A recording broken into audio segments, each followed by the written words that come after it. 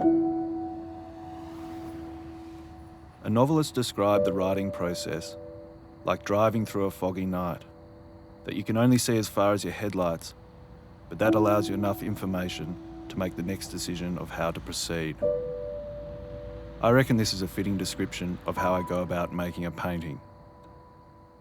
You might well be thinking that this is a pretty haphazard approach, this driving around in the dark without a plan. Well, for some of the time it is, and there are certainly lots of dead ends.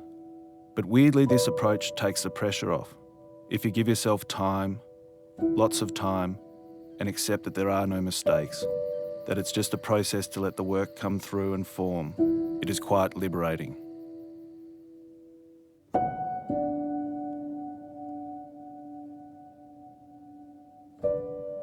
I don't know how the painting is going to come out.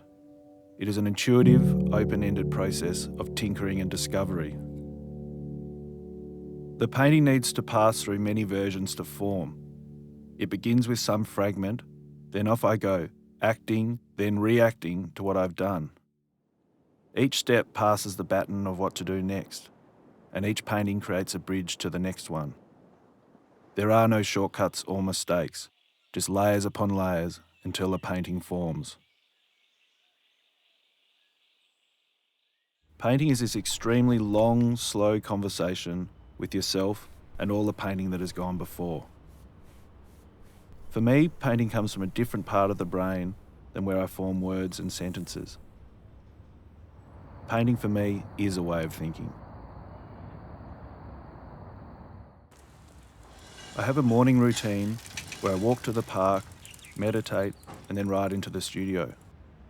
Often things spring into my mind during these activities, and I like to let these new thoughts and feelings creep into the work. I try and bring this new version of myself into the next part of the painting. Each day I come into the studio feeling different. I often leave notes from the end of the previous day as a clue of how to proceed. But since leaving them, things have changed. I feel different between sessions. I may have gone away, as I often do, down the coast or into rural Victoria. What I've been doing, reading and looking at steer the next day painting in new directions.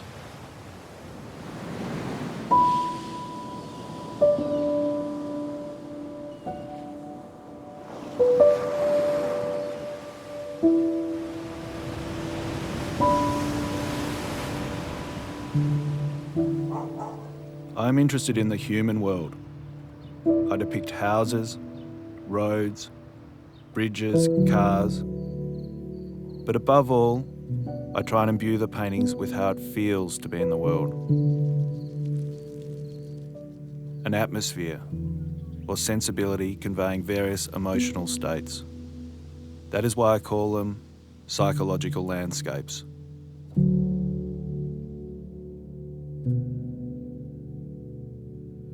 Often sections of each painting are quite different.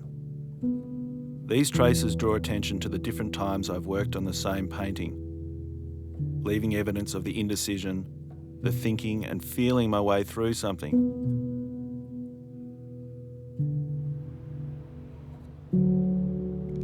I have to discover the work as I go.